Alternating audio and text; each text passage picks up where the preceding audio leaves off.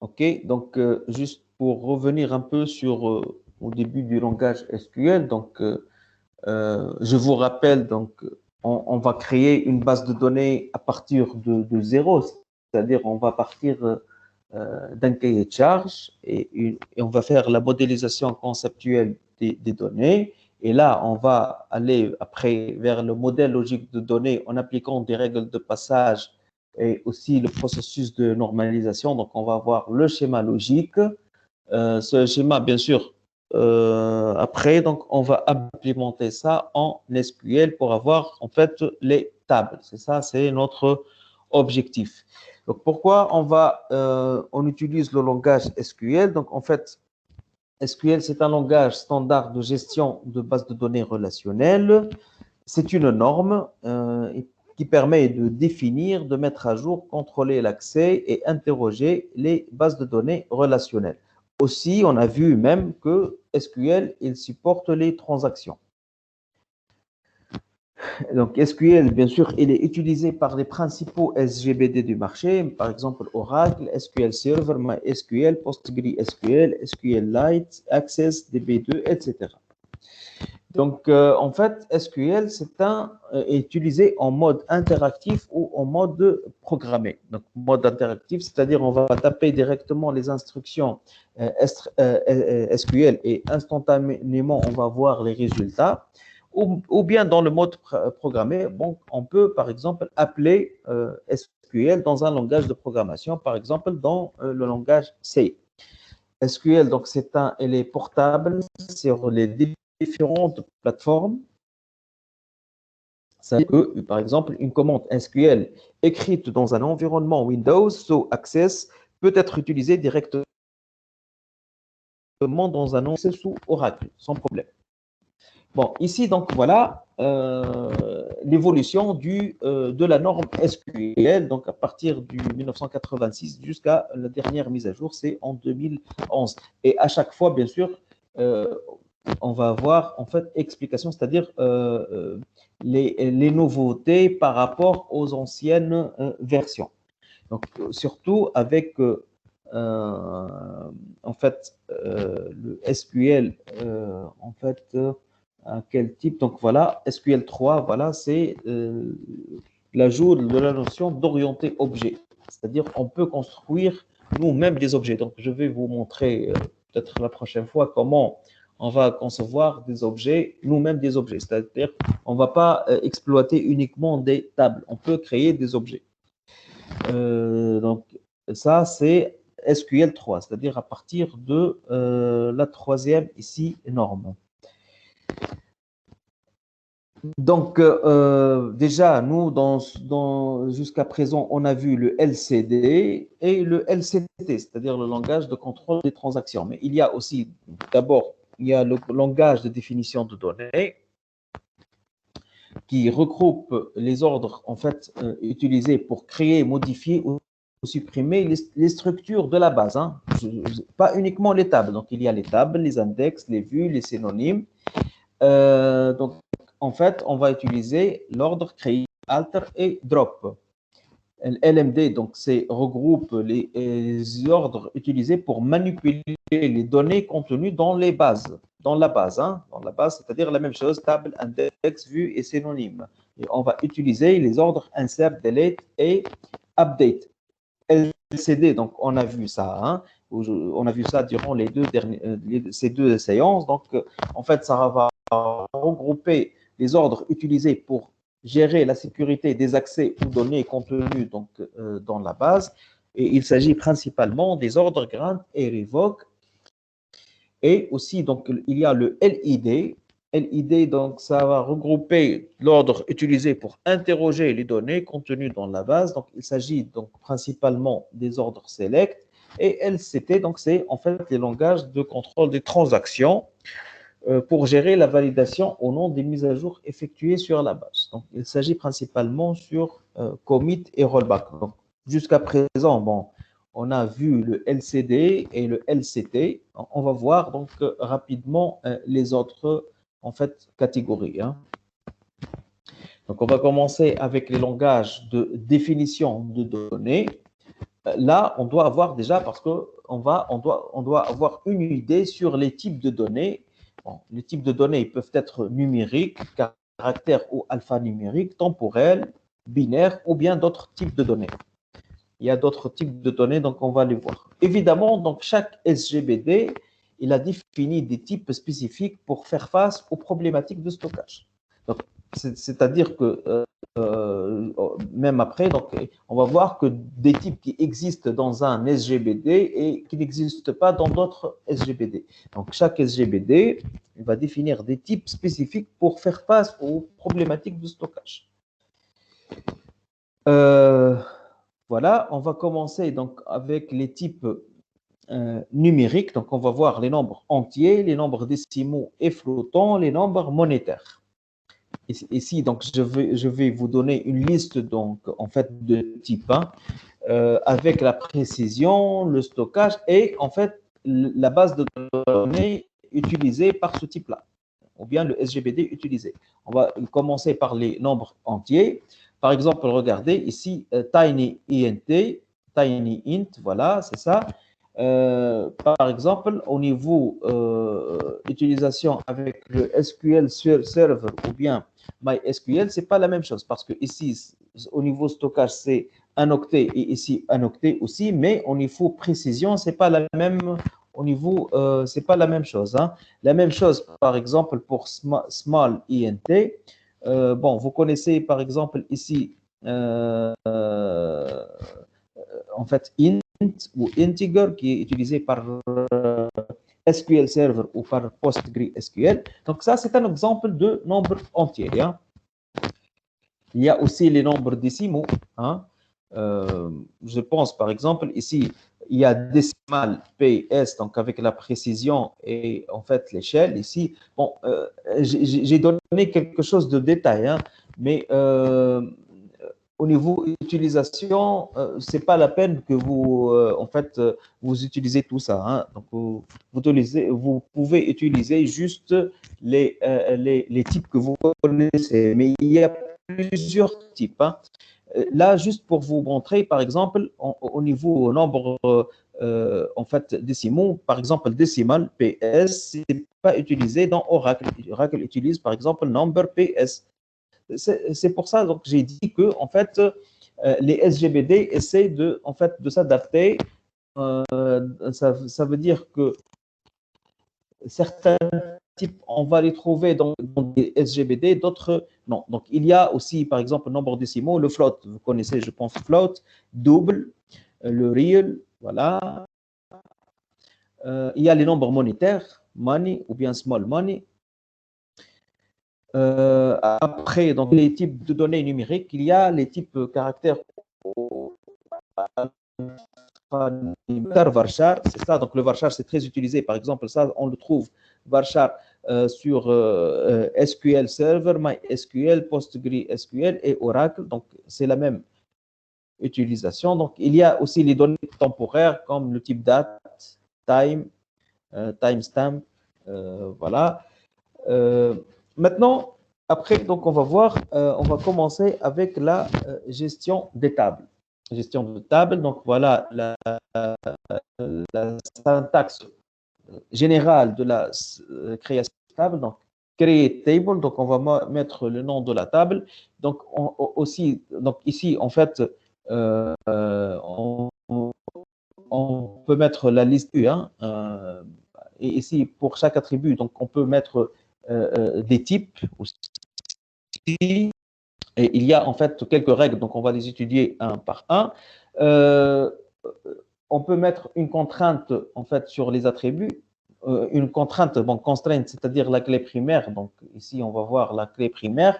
Constraint, donc clé secondaire, on peut mettre plusieurs clés secondaires. Ce qui est à noter, c'est que en fait, create table et la liste des attributs, c'est obligatoire, mais ce qui est entre en fait, crochet, c'est là. Donc, crochet dans la syntaxe, c'est non obligatoire. Donc, on peut définir une table sans aucun champ. C'est-à-dire, je peux définir un champ, quoique ce n'est pas logique. Donc, je peux mettre juste clé table, je donne le nom de la table et sans aucun champ. Mais ça n'a aucun sens plutôt. Donc, chaque attribut défini doit avoir un type spécifique. Donc, chaque attribut, il doit avoir un type spécifique de la liste que j'ai mentionnée juste précédemment. Ici, default, ça veut dire quoi? Ça permet d'attribuer une valeur par défaut à un attribut. On va prendre une valeur par défaut. Not null ou bien null, si on peut ou pas laisser la valeur d'un attribut vide. Par défaut, on peut pas, par défaut, on peut à condition que l'attribut n'est pas ni comme une clé primaire. Parce que si un attribut défini comme clé primaire, on ne peut pas mettre une valeur null. Donc, ça devient une contrainte d'intégrité. C'est inclus au niveau de contrainte d'intégrité. Après, donc, on a unique, comme ici. Hein. Unique, ça précise que la valeur de l'attribut ne peut pas être en doublant dans la table. Donc, c'est-à-dire que l'attribut ici 5, hein, dans ce cas-là, donc, ne peut pas être au niveau valeur. Je ne dois pas trouver un doublon, c'est-à-dire la même valeur. D'accord? Déjà, par défaut, la clé primaire, c'est unique et not null. Donc, ça appartient au niveau contrainte d'intégrité, au niveau clé primaire. Le check ici donc, permet de contrôler les valeurs alphanumériques ou numériques prises par l'attribut. C'est-à-dire c'est là, en fait, dans l'attribut 6, donc il est défini selon une condition. Voilà, ici. Par exemple, je peux mettre moyenne. Donc la moyenne, elle doit être entre 0 et 20. Voilà, c'est une condition sur la moyenne de l'étudiant. Donc, l'option primary, donc, elle permet de spécifier la clé primaire de la table. Donc, il est préférable de définir une clé primaire pour chaque table. Ça, c'est... il vaut mieux définir une clé primaire pour chaque table parce qu'on veut construire donc, des tables là où il n'y a pas redondance d'informations. Par défaut, la clé primaire, comme j'ai dit tout à l'heure, est unique et aussi not null. L'option foreign key donc, définit une clé étrangère liée à une autre table dont le nom doit être mentionné à la suite du mot-clé references. Voilà. Une table donc, peut ne pas contenir de clés étrangères comme elle peut contenir plusieurs clés étrangères issues d'une ou plusieurs tables. Mais à chaque fois, la table doit être bien sûr définie et la table doit être pré-créée en avance. Sinon, on peut pas. Sinon, on va avoir. Bon, on va faire un petit exemple. On propose d'étudier, de traiter l'exemple suivant, c'est-à-dire de créer les tables. Alors, par quoi on doit commencer ici, selon vous?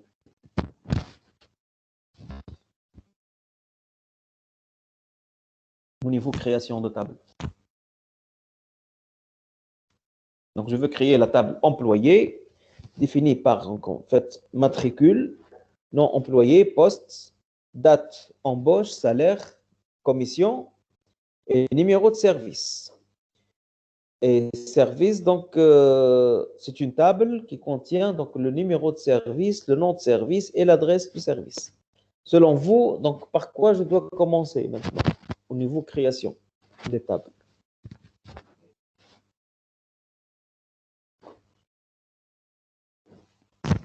Par quelle table je dois commencer?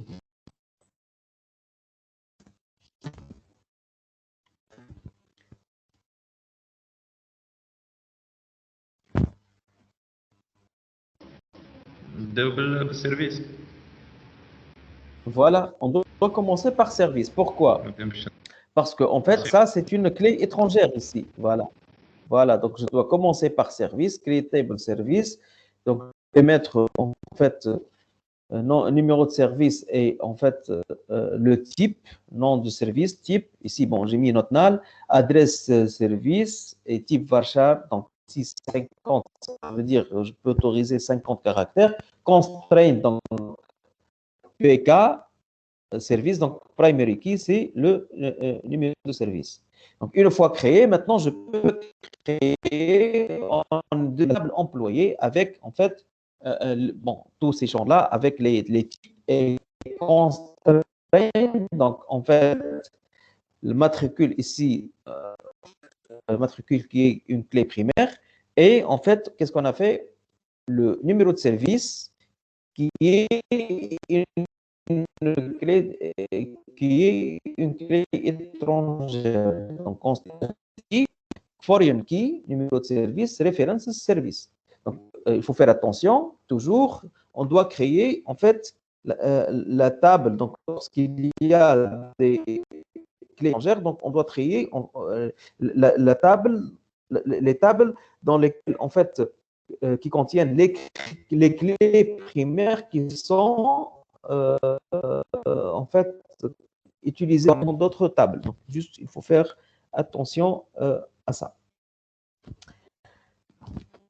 Donc, je peux créer table. Donc, je peux créer une table à partir d'une autre. Donc, de la table as select les, en fait, nom de colonne, etc. Ou bien étoile from table à copier. Where je peux créer une table à partir d'une autre table et en fait, je peux maintenant. Donc, cette syntaxe permet de créer une table à partir d'un ordre de sélection de colonnes d'une autre table. Cette méthode, donc, elle est utilisée par les développeurs pour créer des tables de test et des jeux d'essai. Voilà. Bon. Je peux créer une table, en fait, à partir d'une autre. Là, je vais vous montrer la syntaxe utilisée avec Oracle et PostgreSQL. Donc, créer table, par exemple, V employé à select étoile from employé. Donc, c'est la même, elle va contenir la même chose que employé. D'accord? Mais ça, c'est la syntaxe utilisée avec Oracle et PostgreSQL. Donc, cet ordre permet de copier toute la structure de la table employée ainsi que son contenu dans la table V employé. Remarque, donc, avec les grosses tables, il existe un risque de rencontrer des problèmes d'espace, disque ou de temps de réponse important. Voilà. Donc, en fait, il faut faire attention parce que si on va copier une table à une autre table, d'une table, donc on va faire une copie d'une table. Donc, dans le cas où la table, donc, elle contient donc plusieurs, on va dire, des informations qui couvrent un espace important du disque, donc la copie, elle va prendre on va dire, un moment. Et là aussi, surcharger aussi l'espace au niveau disque. Regardez, en fait, syntaxe de création d'une table, mais avec d'autres SGBD. Par exemple, avec le MySQL, le as disparaît. Regardez, donc créer table V employé, select étoile from employé. Par contre, ici, dans Oracle et PostgreSQL, donc créer table V employé as select. Donc, ici, on constate que le as disparaît. Syntaxe de création avec SQL Server. Donc, select étoile from into V employé from employé. Ici, pour dire que finalement, donc, regardez, donc, au niveau, juste une constatation, donc, au niveau du langage SQL, donc voilà, au niveau utilisation dans les SGBD, donc on doit s'adapter d'un langage à un autre au niveau juste utilisation. C'est pour ça que j'ai donné en fait syntaxe avec MySQL, syntaxe avec SQL Server, syntaxe avec Oracle, etc. Voilà. Donc, alter table, donc détail. L'ordre alter table, donc, il est utilisé pour réaliser plusieurs actions. Donc, on peut supprimer une colonne avec l'ordre drop colonne ou ajouter une colonne, une contrainte avec l'ordre drop constraint ou ajouter une contrainte avec l'ordre add constraint. On peut ajouter add une valeur par défaut, on peut modifier le nom d'une colonne, l'ordre rename colonne, et éventuellement modifier son titre, modify, et ses caractéristiques null et not null.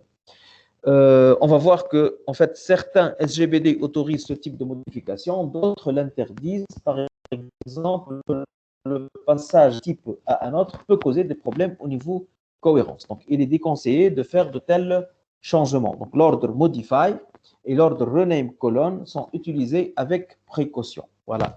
Bon, peut-être là, je vais m'arrêter et on termine la prochaine fois parce que, bon,